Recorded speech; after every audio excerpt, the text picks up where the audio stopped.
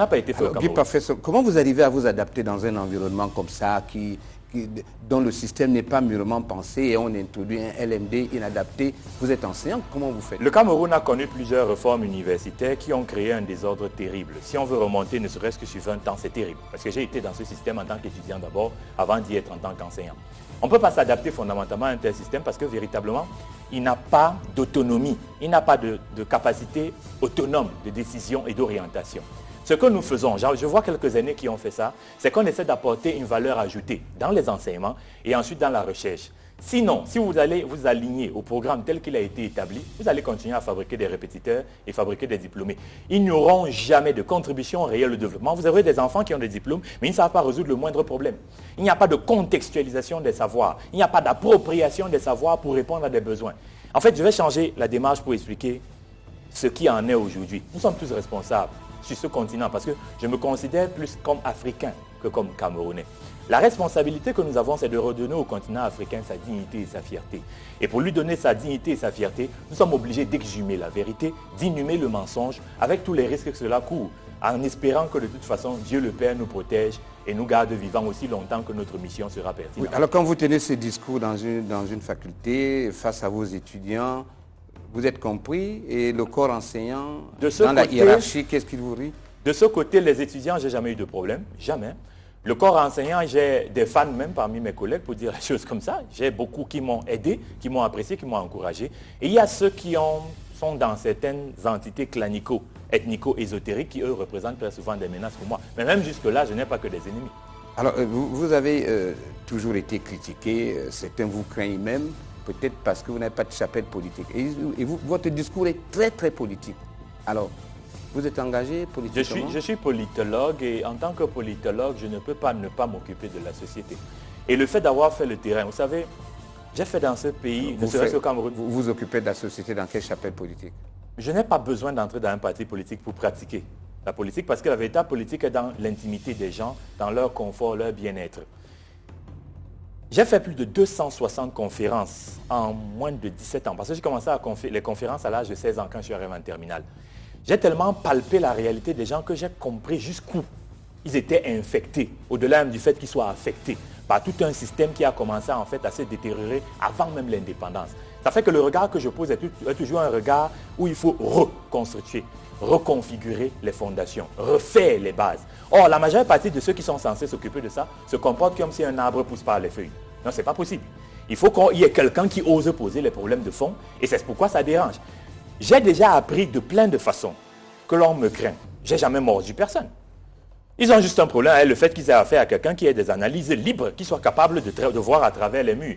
Un bon politologue a des notions en psychologie, a des notions en droit, a des notions en sociologie, en anthropologie, en égyptologie, en théologie, en parapsychologie, en métaphysique. S'il vous regarde, il vous scanne. Il ne fait pas exprès. Au-delà des contributions scientifiques que vous avez eu à produire dans des revues, vous avez décidé de franchir cette étape-là et vous avez sorti un livre qui est curieusement, c'est un livre audiovisuel dont le titre est « Vie affective et performance professionnelle ». On vous donne l'impression, sans avoir lu ce livre-là ou sans l'avoir regardé, que vous mettez tout, les sentiments, la vie professionnelle. Qu'est-ce qui se trouve là dans ce livre? En réalité, j'ai eu la grâce de concevoir ce document avec un souci premier. C'est celui de sauver des couples, celui de sauver des foyers, celui de sauver des familles, celui de sauver des vies. Voilà quelque chose qui est assez étonnant. Il s'agit de politique, mais ça n'a aucun parfum politique dans la théorie commune. Pourquoi? En fait, si vous voulez détruire une société, détruisez la famille. Personne ne s'occupe de la famille en Afrique. Or, c'est là-bas qu'il faut construire. Il faut restaurer la famille, réapprendre aux gens à vivre en famille. Comme ça, quand ils se porteront mieux depuis la famille, ils feront mieux la politique. Ils seront mieux sur le plan professionnel, ils seront mieux sur le plan social. Et ils feront mieux même la politique politicienne. En réalité, beaucoup de gens souffrent. Les gens souffrent de frustration sexuelle, d'humiliations multiples, de déception, de désillusion, de douleur, de désarroi. Personne ne leur dit voici les principes qui fondent la vie. Voici comment la femme a été constituée. Voici comment l'homme a été élaboré. Voici les règles qui permettent d'harmoniser au lieu de détruire. Voici comment on peut réparer les douleurs que vous avez eues. C'est pourquoi j'ai osé commencer par là, parce qu'il faut nourrir les gens dans un environnement où l'éducation va dans tous les sens. Les appareils idéologiques de l'État en Afrique francophone particulièrement n'ont pas contribué à développer. Ils sont pour beaucoup, et à plus d'un niveau, des instruments de développement, du sous-développement. Il faut bien que ça s'arrête. Et parfait, Songhé, quand on dit que vous êtes un rêveur présomptueux, qu'est-ce que vous dites? Je laisse le droit à ceux qui le pensent de le penser.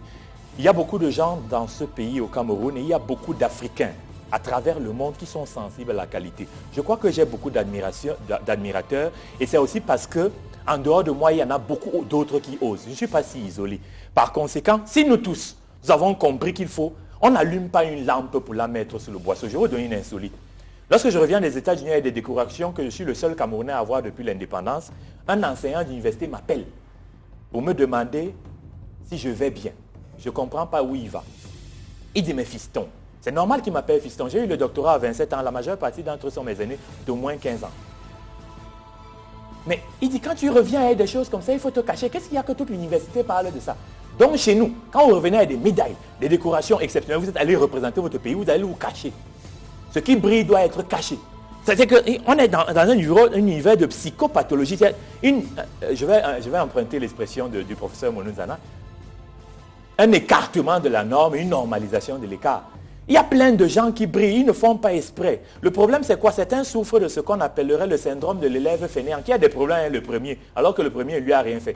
Le premier ne lui empêche pas d'apprendre ses leçons. Il est temps que l'Africain comprenne qu'il a des droits, qu'il a été le gouvernant du monde pendant longtemps, que c'est à lui la dignité, il est la racine de la planète, et nous osons cette différence. Je n'ai pas inventé ça, j'ai vu des aînés. J'ai vu des gens comme Omzigi, Onangini, Grégoire Biyogo, et pas mal d'autres à travers les Cheikh Anta Diop. Ils ont osé. Et vous allez voir, toutes les personnes qui ont innové ont eu des douleurs sur le plan traditionnel parce qu'on ne les accepte pas. D'accord. Merci. Vous avez décidé de dire qui vous êtes, hein, de vous vendre, de vous faire connaître. Ça ne vous inquiète pas. Peu importe ce qu'on en dit. Je suis un instrument du Dieu vivant. La peur n'est pas de Dieu. Merci beaucoup, Guy Parfait Songhé. Merci.